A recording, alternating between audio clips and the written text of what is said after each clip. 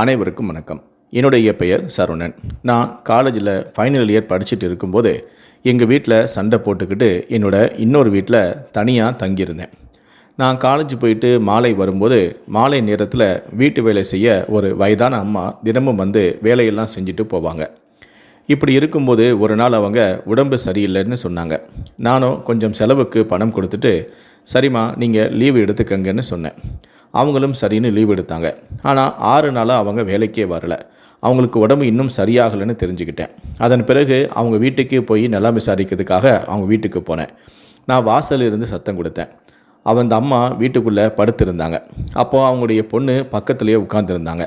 அவங்க வெளியே வந்து, வாங்க சார், வீட்டுக்குள்ளே வாங்க சார்னு என்னை வீட்டுக்குள்ளே கூட்டிகிட்டு போனாங்க. நானும் வீட்டுக்குள்ளே போனேன்.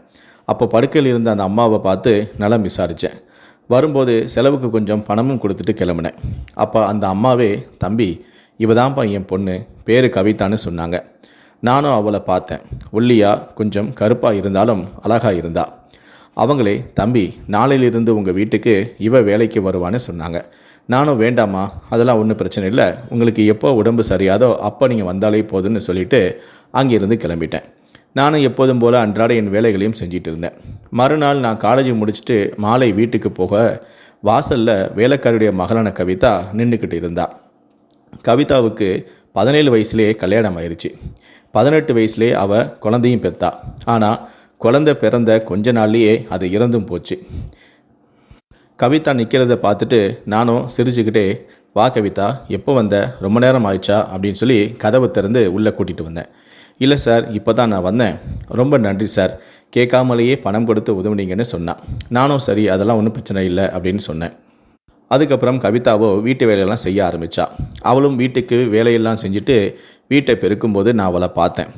அவள் ரொம்ப அழகாக இருந்தா. அவளை விதவிதமான கோலங்களில் நானும் பார்த்து ரசித்தேன். ஒரு கட்டத்தில் எனக்கு அவள் மேலேயும் ஆசை வந்துச்சு. ஓரக்கண்ணால் அவளுடைய அழகை ரசிச்சுக்கிட்டு இருந்தேன். அப்போ தான் நான் அவளை பார்க்குறத அவள் பார்த்துட்டானா தப்பாயிருமே அப்படின்னு சொல்லிட்டு நான் வெட்கப்பட்டு என்னுடைய ரூமுக்குள்ளே போயிட்டேன். கொஞ்ச நேரத்திலேயே கவிதா ரூமை எல்லா பக்கமும் பெருக்கிட்டு கடைசியாக ரூமுக்குள்ளேயும் வந்துட்டா. ரூமுக்குள்ளேயும் வந்து பெருக்கிட்டே இருந்தா. நானும் என்னை கண்ட்ரோல் பண்ண முடியாமல் ரொம்ப தவிச்சேன். அவளை பார்க்கவே கூடாது அப்படின்னு சொல்லிட்டு என் செல்ஃபோனையே பார்த்துக்கிட்டு இருந்தேன். அப்போ திடீர்னு கவிதாவே என்கிட்ட பேச்சு கொடுத்தா. சார், நீங்கள் குடிப்பீங்களான்னு கேட்டா. நானும் அதை பொய் சொல்ல விரும்பலை, உண்மையே சொல்லிடுவோன்ட்டு, ஆமாம்மா நான் குடிப்பேன் கவிதா. ஆமாம், அம்மா முன்னாடியே சொன்னாங்க உனக்கு குழந்தை பிறந்ததுமே இருந்துச்சுன்னு. நான் ரொம்ப வருத்தப்பட்டாங்கம்மா. ஏன் கவிதா, உனக்கு பிரசவ டைமில் உடம்பு எதுவும் சரியில்லாமல் போச்சா அப்படின்னு சொல்லி நான் கேட்டேன். அப்போ கவிதா சொன்னா, இல்லை சார், நான் நல்லா தான் இருந்தேன். என் கணவன் குடிகாரன். அவன் குடிக்கிறதுக்கு பணம் கேட்டு என்னை கீழே தள்ளி விட்டுட்டான் சார். இந்நேரம் எனக்கு என் கையில் ஒரு 6 மாத குழந்தை இருந்திருக்கும் சார். அவன் பண்ணுற கொடுமையால் என் குழந்தையே இறந்து போச்சுன்னு சொல்லி கண் கலங்கினான். சரி விடி கவிதா, உனக்கு கண்டிப்பாக இன்னொரு குழந்தை பிறக்கணும்னு சொல்லிவிட்டு அவள் கையில் கொஞ்சம் பணத்தை கொடுத்தேன். அவ்வளோ, சார், நேற்றுக்கே நீங்கள் நிறைய பணம் கொடுத்துட்டீங்க சார், இது வேணாம் சார், இது நீங்களே வச்சுக்கோங்க அப்படின்னு சொன்னான். நானும் பரவாயில்லை வச்சுக்கோ அப்படின்னு சொல்லி அவள் கையை பிடிச்சி அந்த பணத்தை கொடுத்தேன். அவளும் சரின்னு தயங்கியபடியே வாங்கிட்டு நாளைக்கு வரேன் சார்னு சொல்லிட்டு போனான். அதுக்கப்புறமா தினமும் மாலை வீட்டுக்கு வந்து வீட்டு வேலை செஞ்சுட்டு சிறிது நேரம் என் கூட ஜாலியாக பேசிட்டு போவாள். அவளுக்கோ என் மேலே ஒரு ஈர்ப்பு வர அவளும் என்னை தொட்டு தொட்டு பேசுவாள். நானும் வேலைக்காரியோட மகளாச்சின்னு கூட பார்க்காம நானும் அவளையும் தொட்டு அனுமதிப்பேன். நானும் அவளை தொட்டு தொட்டு பேசுவேன். இப்படி இருக்கும்போது ஒரு நாள் மாலை, கவிதா, உன் வாழ்க்கையெல்லாம் எப்படி போகுதுன்னு நானும் கேட்டேன். எங்கே சார் நல்லா போகுது, இரவு வந்துட்டாலே எனக்கு ரொம்ப பயமாக இருக்குது சார்னு சொன்னான். எனக்கு என்ன கவிதா சொல்கிற, எனக்கு ஒன்றுமே புரியலன்னு சொல்லி அவள் கையை பிடிச்சி நைஸாக பெட்டில் உட்கார வச்சு அவளுடைய கதையை கேட்டேன். அவளோ தயக்கத்தோடு உட்காந்து பேச ஆரம்பித்தான். என் கணவன் இரவு குடிச்சிட்டு வந்ததுமே என் அம்மா பக்கத்து வீட்டுக்கு போயிடுவாங்க. அவனும் சாப்பிட்டு முடித்ததுமே என்னுடைய ட்ரெஸ்ஸெல்லாம் கழட்டிட்டு மிருகத்தனமாக என்னோட தாம்பத்திய உறவில் ஈடுபடுவான். எனக்கு ரொம்ப வலிச்சும். நான் அந்த வலியெல்லாம் பொறுத்துப்பேன். ஆனால் அவன் அதெல்லாம் கண்டுக்கவே மாட்டான். அவன் மேலே முடிஞ்சதுமே அவன் படுத்து தூங்கிடுவான். மறுநாள் காலையில் எங்கே போகிறான், என்ன செய்கிறானே தெரியாது. சார், எனக்கும் இளம் வயசு தான், எனக்கும் ஆசைலாம் இருக்குது. ஆனால் அவனும் மிருகம் மாதிரி நடந்துப்பான். அவன் இரவு ஆனாலே எனக்கு அவனை நினச்சி தான் தினமும் பயமாக இருக்குது. எனக்கும் நிறைய கனவுகளும் ஆசையும் இருக்குது. என் கணவனோட நிதானமாக பொறுமையாக இந்த மாதிரி விஷயங்கள்லாம் செய்யணும்னு சொல்லி எனக்கும் ஆசை இருக்குது. ஆனால் என்ன பண்ணுறது, என் கணவன் தான் தினமும் மிருகம் மாதிரி நடந்துக்கிறாரே, எல்லாம் என் தலை விதின்னு சொன்னேன். நானும் அவள் பக்கத்தில் நெருங்கி உட்காந்து அவளுக்கு ஆறுதல் சொன்னேன். அப்போது கவிதாவுக்கு உடல் தேவை இருக்குது அப்படிங்கிறத நான் புரிஞ்சுக்கிட்டேன். இதனால் இந்த சந்தர்ப்பத்தை நான் மிஸ் பண்ணக்கூடாதுன்னு நினச்சி உடனே நான் ஓப்பனாக கவிதா கிட்ட கேட்டேன். கவிதா, உனக்கு விருப்பம் இருந்தால் நீ ஆசைப்படுற மாதிரியே நாம் இப்போ ஒன்றா சேரலாமான்னு சொல்லி அவளை நான் கட்டிப்பிடிச்சேன். அவளுக்கு உடல் தேவை இருக்குது அப்படிங்கிறத தெரிஞ்சுக்கிட்ட அந்த தைரியத்தில் தான் நான் இப்படி பண்ணேன். அவளும் என்னை எதிர்த்து எதுவுமே பண்ணலை. அவள் அமைதியாகவே இருந்தாள். ஒரு கட்டத்தில் என்ன நினச்சாலும் தெரியல, அவளும் என்னை கட்டி பிடிச்சா. அதுக்கப்புறம் நான் அவளை பெட்டில் படுக்க வச்சேன். அப்போ உடனே அவள், சார் இப்போ வேண்டாம் சார், ஏற்கனவே நேரம் ஆயிடுச்சு, நாளைக்கு பார்த்துக்கலான்னு சொன்னான். நானும் சரி கவிதா, நாளைக்கு சண்டே தான், அதனால் என் வீட்டில் நிறைய வேலை இருக்குதுன்னு சொல்லிவிட்டு காலையிலே நீ வந்துடு, உனக்காக நான் காத்திருப்பேன்னு சொன்னேன். அவளும் சரிங்க சார், நாளைக்கு நான் சீக்கிரமாகவே வந்துடுறேன் அப்படின்னு சொல்லிட்டு போகும்போது எனக்கு ஒரு முத்தத்தை பரிசாக கொடுத்துட்டு எழுந்து அவள் வீட்டுக்கு போனான். நானும் ரொம்ப சந்தோஷமாக அன்றைக்கி நைட்டு பாரில் போய் சரக்கெல்லாம் குடிச்சிட்டு நாளைக்கு தேவையானதெல்லாம் வாங்கிட்டு வீட்டுக்கு வந்து சந்தோஷமாக படுத்தேன். மறுநாள் காலையில் கரெக்டாக 10 மணிக்கெலாம் வீட்டுக்கு வந்துட்டா. நான் போய் கதவை திறந்தேன். ரொம்ப அழகாக சூப்பராக ட்ரெஸ் போட்டிருந்தா. நான் நேராக அவளை என் பெட்ரூமுக்கு தான் கூட்டிகிட்டு வந்தேன். அப்போ நான் நேற்று வாங்கிட்டு வந்த கலரை உடச்சி, நீ இதை குடி, நான் கொஞ்சம் சரக்கு ஊற்றி குடிக்கிறேன்னு சொல்லிவிட்டு அவள் பக்கத்துலேயே உட்காந்து நான் சரக்கு ஊற்றி குடித்தேன். அவளும் எனக்கு கம்பெனி கொடுக்குறேன்னு சொல்லிட்டு கூல்ட்ரிங்க்ஸை குடிச்சிக்கிட்டு இருந்தா. அப்போ அவள் பயத்தோடையே, சார் நீங்களும் என் கணவன் மாதிரி மிருகத்தனமாக செய்வீங்களான்னு கேட்டா. சேச்சா, அப்படியெல்லாம் செய்ய மாட்டேன் கவிதா, நீ எதிர்பார்த்த மாதிரி அனைத்துமே உனக்கு கிடைக்கும். நான் ரொம்ப பொறுமையாக நிதானமாக நீ எப்படி ஆசைப்படுறியோ அதே மாதிரி நான் செய்கிறேன்னு சொன்னேன். அது மட்டும் இல்லை, இனி நீ சாருன்னு சொல்லாத, மாமான்னு கூப்பிடுன்னு நானும் சொன்னேன். அவளும் இதை கேட்டு வெக்கப்பட்டா. அதன் பிறகு எதுக்காக கவிதா என்னுடைய வீட்டுக்கு வந்தாலோ அது அன்னைக்கு நடந்துச்சு. மாலை வரை நடந்துச்சு. அதன் பிறகு, சார் ரொம்ப டைம் ஆயிடுச்சு, நான் காலையில் வந்துட்டேன், அதனால் நான் இப்போ கிளம்பி போகிறேன், இனி நம்ம நாளைக்கு பார்த்துக்கலாம் அப்படின்னு சொல்லிட்டு அவளும் கிளம்பி போயிட்டா. அதன் பிறகு நானும் ரொம்ப சந்தோஷப்பட்டேன். இதுக்கப்புறம் தினமும் கவிதாவோட ஜாலியாக இருக்கலான்னு அப்படின்னு நினச்சேன். அவளும் போகும்போது, நீங்களும் என் கணவன் மாதிரி எங்கே மிருகத்தனமாக நடந்துப்பீங்களோன்னு நினச்சேன், ஆனால் நீங்கள் அப்படியெல்லாம் இல்லை, நான் எப்படி இருக்கணும்னு ஆசைப்பட்டனோ அப்படியே இருந்தீங்க, அது எனக்கு ரொம்ப பிடிச்சிருந்துச்சின்னு சொல்லிட்டு போகும்போது என் நெத்தியில் ஒரு முத்தத்தை கொடுத்துட்டு போனான். அதன் பிறகு தான் எனக்கும் கவிதாவுக்கும் நெருக்கம் அதிகமாச்சு. அதன் பிறகு தினமும் நான் காலேஜுக்கு போயிட்டு சாயந்தரம் வீட்டுக்கு வருவேன். அவளும் வீட்டு வேலை செய்கிறேன்னு சொல்லிட்டு என்னுடைய வீட்டுக்கு வருவாள். நானும் அவளும் முதல்ல சந்தோஷமாக ஜாலியாக இருப்போம். அதன் பிறகு இருக்கக்கூடிய கொஞ்சம் வீட்டு வேலைகளை செஞ்சுட்டு அவள் கிளம்பி போயிடுவாள். இப்படியே நாங்கள் தினமும் உல்லாசமாக இருக்க ஆரம்பித்தோம். என்கிட்ட நிறைய பணமும் இருந்துச்சு. ஒரு கட்டத்தில் கவிதா தினமும் பயந்துக்கிட்டே இருந்தா. ஏன் கவிதா தினமும் பயப்படுற அப்படின்னு சொல்லி கேட்டேன். இல்லை, உங்கள் கூட இருக்கும்போது எனக்கு ஜாலியாக சந்தோஷமாக இருக்குது, ஆனால் இந்த வேலையை முடிச்சுட்டு வீட்டுக்கு போனாலே என் கணவன் ஞாபகத்துக்கு வந்துடுறாரு, அவர் மிருகத்தனமாக நடக்கிறாரு, என்னால் வலியை தாங்கிக்கல முடியல, தினம் என் கணவனுடைய கொடுமையும் அதிகமாகிட்டு இருக்கு, அவர் இப்போல்லாம் முந்தைய விட அதிகமாக குடிச்சிட்டு வராரு, என்னை ரொம்ப கொடுமைப்படுத்துகிறாருன்னு சொல்லி அழுதா. அப்போ நான் கவிதா கிட்ட சொன்னேன், எதுக்கு கவிதா நீ உன் கணவனோட நீ வாழ்ந்துக்கிட்டு இருக்க, உன்னுடைய தேவைக்கு நீ வேலைக்கு போய் தான் சம்பாதிக்கிற, உங்கள் அம்மாவும் அவங்களுடைய தேவைக்கு வேலைக்கு போய் தான் சம்பாதிக்கிறாங்க, அப்படி இருக்கும்போது எதுக்கு ஒரு குடிகாரனோட நீ வாழணும், அதுவும் நீ நினச்ச மாதிரி அவன் உன்னோட வாழலையே, மிருகத்தனமாக தான் வாழ்ந்து உனக்கு வலியை தானே தினம் கொடுக்குறான், 10வது குறைக்கு குடிச்சிட்டு வர உன்னை ரொம்ப கொடுமை வரப்படுத்துகிறான், அப்படி இருக்கும்போது நீ ஏன் அவனோட நீ வாழ்கிற, பேசாமல் அவனை விட்டு வந்துரு அப்படின்னு சொன்னேன். கவிதாவோ அதெல்லாம் சரிப்பட்டு வராது, என் அம்மா அதுக்கு ஒத்துக்க மாட்டாங்க, அதனால தான் நான் என்ன பண்ணுறது, அவளோட நான் வாழ்ந்துக்கிட்டு இருக்கேன், நான் எத்தனையோ முறை இந்த கணவனை நான் டைவர்ஸ் பண்ணிடுறேன்னு கூட எங்கள் அம்மா கிட்ட சொல்லி பார்த்தேன், ஆனால் எங்கள் அம்மாவோ இல்லை, போக போக எல்லாமே சரியாயிரும் அப்படின்னு சொல்லி என்னை பொறுமையாக இருன்னு சொல்லிக்கிட்டே இருக்கிறாங்க, அதனால் என்னுடைய கணவனை பிரிஞ்சு என்னால் வர முடியாது, எங்கள் அம்மா அதுக்கு அலோவ் பண்ணவும் மாட்டாங்க அப்படின்னு சொல்லி அழுதா. அப்போ இதுக்கு ஒரே வழி அவன் கணவனை போட்டு தள்ளுறது தான் அப்படின்னு சொல்லி நானும் யதார்த்தமாக சொல்ல, உடனே கவிதாவும் நானும் அதை தான் யோசித்தேன்.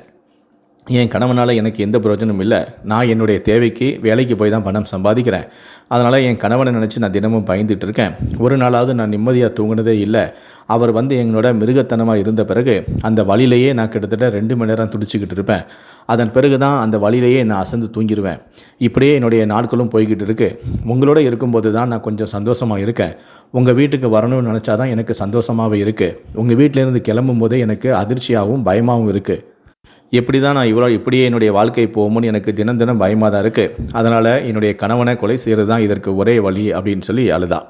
எனக்கும் கவிதா மீது இருந்த மோகத்தின் காரணமாக அவருடைய கணவனை கொலை செய்ய நானும் முடிவு பண்ணேன். அப்போ நான் கவிதா கிட்ட சொன்னேன், உன் கணவனே வந்து ஒரு குடிகாரன் தானே, இன்னைக்கு தினமும் குடிச்சிட்டு தான் வருவான். நைட்டு வந்து உன் கணவன் நல்லா குடித்த பிறகு தூங்கின பிறகு எனக்கு ஃபோன் பண்ணு, நான் உன்னுடைய வீட்டுக்கு வரேன். உன்னுடைய வீட்டில் நானும் நீயும் சேர்ந்து உன் கணவனை தூங்கின பிறகு தலையணையால் அவனுடைய முகத்தை அழுத்தி அவனை கொலை செஞ்சிடலாம். காலையில் நீ வந்து உன் கணவன் குடிச்சு இறந்து போயிட்டான்னு சொல்லி நீ நாடகம் ஆடு அப்படின்னு சொன்னேன்.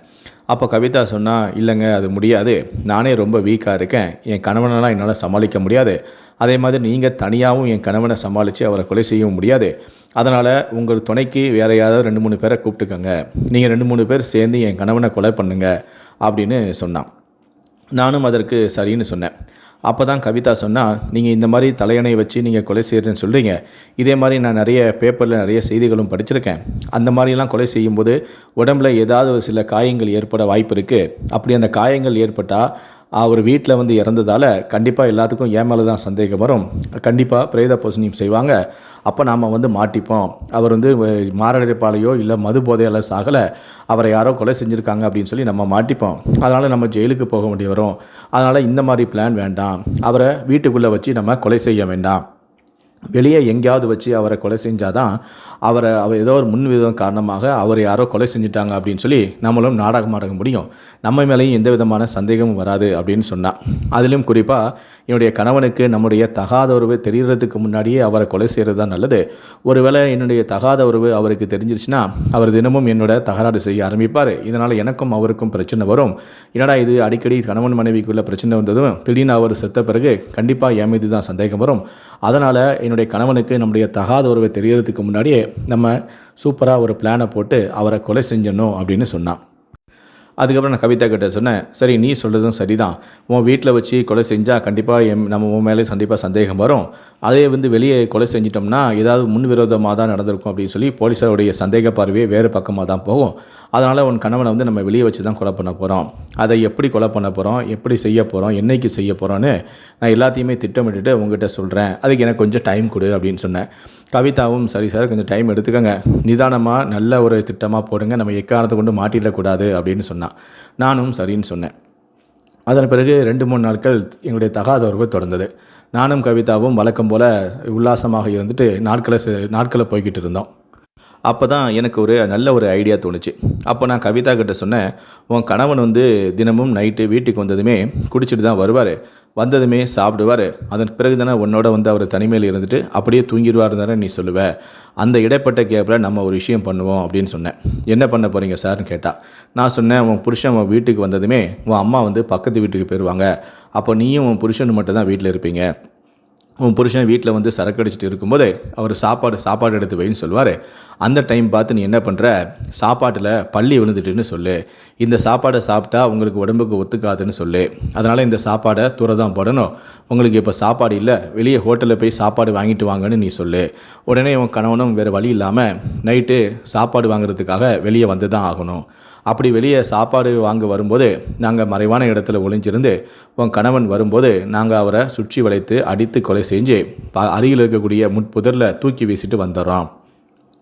அதன் பிறகு உனக்கு நான் வந்து தகவலை சொல்கிறேன், நீயும் அதன் பிறகு காலையில் எதுவும் தெரியாதது போல் சம்பவ இடத்துக்கு வந்து உன்னுடைய கணவனுடைய பாடியை பார்த்து நாடகமாடு, எல்லாரும் நம்பும்படி நீ நடிச்சிடு, அப்போ தான் உன் மேலே யாருக்கும் சந்தேகம் வராது அப்படின்னு நான் சொன்னேன். அதுக்கு கவிதாவும் சரின்னு சொல்லிட்டா. இந்த பிளான் நல்லா இருக்குது, இந்த பிளான் படியே என் கணவனை கொலை செய்யலாம் அப்படின்னு சொன்னான். அதே போல் சம்பவத்தின்று கவிதாவை சொன்ன மாதிரியே நடந்துக்கிட்டா. அவருடைய கணவனையும் ஹோட்டலில் போய் சாப்பாடு வாங்க சொல்லி அனுப்பி வச்சா. அதன் பிறகு அவருடைய கணவனை ஹோட்டலுக்கு அனுப்பியாச்சு அப்படின்னு சொல்லி எனக்கும் ஃபோன் பண்ணான். சொன்னது போலவே கவிதாவுடைய கணவனும் சாப்பாடு வாங்குறதுக்காக நைட்டு வீட்டிலேருந்து வெளியே வந்தார். அப்போ நாங்கள் ஒரு மறைவான இடத்துல கூலிப்படையோடு ஒளிஞ்சிக்கிட்டு இருந்தேன். அவரும் அந்த இடத்துக்கு வந்ததுமே நாங்கள் சுற்றி வளைத்து அவரை அடித்து கொலை செஞ்சு முட்புதரில் தூக்கி வீசிட்டோம். அதன் பிறகு நான் ஃபோன் பண்ணி கவிதா கிட்டே இந்த தகவலை சொல்ல விரும்பலை. காரணம், இப்போ கவிதா மட்டும் வீட்டில் தனியாக தான் இருப்பாள், அவருடைய அம்மா பக்கத்து வீட்டில் போயிடுவாங்க. இதனால் இந்த தகவலை நானே நேரில் போய் கவிதா கிட்ட சொல்லிவிட்டு அவருடைய கணவனை கொண்ட விஷயத்தை நாங்கள் கொண்டாடணும்னு நான் நினச்சேன். அதனால் நான் கூலிப்படையை அங்கேருந்து அனுப்பிட்டு நேராக கவிதாவுடைய வீட்டுக்கு போனேன். அங்கே நான் போவேன்னு கவிதா எதிர்பார்க்கவே இல்லை. என்ன சார் திடீர்னு வீட்டுக்கே வந்துட்டீங்க, என்னாச்சு, நம்மளுடைய பிளான் என்னாச்சுன்னு கேட்டா. நான் நம்மளுடைய பிளான் சக்ஸஸ், உன்னுடைய கணவனை அடித்து கொலை பண்ணி நான் முட்புதரில் தூக்கி வீசிட்டேன், காலையில் நீ போய் எதுவுமே தெரியாத போல் நாடகம் ஆடு அப்படின்னு சொன்னேன். சரி சார், இப்போ எதுக்கு வீட்டுக்கு வந்தீங்கன்னு கேட்டா. நான் சொன்னேன், உன் கணவனை கொண்டதை கொண்டாட வேண்டாமா, நீ இந்த வீட்டில் தானே எத்தனையோ முறை வலியால் துடிச்சிருப்ப, உன் கணவனோட தனிமையில் இருக்கிறதுன்னு சொல்லி நீ நினச்சி பயந்துருப்ப, ஒரு நாளாவது இந்த வீட்டில் நீ சந்தோஷமாக இருந்ததில்லைன்னு சொன்னல, அதனால தான் இன்றைக்கி உன்னுடைய வீட்டிலே நான் உன்னை சந்தோஷப்படுத்தலான்னு வந்திருக்கேன்னு சொன்னேன். இதை கேட்டதுமே கவிதாவை சந்தோஷப்பட்டா. நானே என்னுடைய கணவனை நீங்கள் கொன்றதுக்காக உங்களை சந்தோஷப்படுத்தணும்னு நினச்சேன், நீங்களே என்னுடைய வீட்டுக்கே வந்துட்டீங்க, இன்றைக்கி விடிய விடிய நான் உங்களை பலமுறை சந்தோஷப்படுத்த போகிறேன்னு சொல்லிவிட்டு அவருடைய கணவனை கொலை செஞ்சதை நாங்கள் 2 பேரும் சேர்ந்து கொண்டாடினோம். விடியறதுக்கு கொஞ்சம் நேரத்துக்கு முன்னாடி தான் நான் அந்த வீட்டில் இருந்து நான் கிளம்பி என்னுடைய வீட்டுக்கு வந்தேன். விடிஞ்சதுமே அந்த பக்கத்தில் ஆட்கள் நடமாட்டம் இருந்துச்சு. அவங்க முட்புதரில் கவிதாவுடைய கணவன் இறந்து கிடப்பதை பார்த்து அதிர்ச்சி அடைந்து உடனடியாக தகவலை கவிதாவிடமே சொன்னாங்க. கவிதாவுடைய அம்மாவிடமும் சொன்னாங்க. இவங்க 2 பேருமே பதறி அடிச்சுக்கிட்டு அந்த இடத்துக்கு ஓடி வந்தாங்க. நான் சொல்லிக் கொடுத்தது போலவே கவிதாவும் தன்னுடைய கணவனின் உடலை கட்டிப்பிடிச்சு கதறி அழுதாங்க. ஆனால் என்னதான் கவிதா தன்னுடைய கணவனை கட்டிப்பிடிச்சு கதறி அழுது நாடகம் ஆடினாலும் கூட அவருடைய கண்ணிலிருந்து ஒரு சொட்டு கண்ணீர் கூட வரலை. இந்த கொலை சம்பவம் நடந்திருக்குங்கிற தகவலானது போலீஸாருக்கும் தெரிவிக்கப்பட்டுச்சு. உடனடியாக போலீஸாரும் சம்பவ இடத்துக்கு உடலை கைப்பற்றி பிரேத பரிசோதனைக்காக அனுப்பி வச்சாங்க. கவிதா என்னதான் அழுது நாடகமானாலும் கூட அவருடைய கண்ணிலிருந்து கண்ணீரே வரலைங்கிறது போலீஸாருக்கு உறுத்தலாகவும் சந்தேகமாகவும் இருந்துச்சு. இதனால் போலீஸார் கவிதா மீது சந்தேகப்பட்டு அவருடைய செல்ஃபோனில் இருந்து தங்களுடைய விசாரணையை ஆரம்பித்தாங்க. அப்போ தான் நைட்டு கவிதா எனக்கு ஃபோன் பண்ண விஷயத்தை போலீஸார் கண்டுபிடிச்சாங்க. எதுக்காக நைட்டு இந்த டைமில் இவருக்கு நீங்கள் ஃபோன் பண்ணீங்க அப்படின்னு சொல்லி போலீஸார் கேட்டாங்க.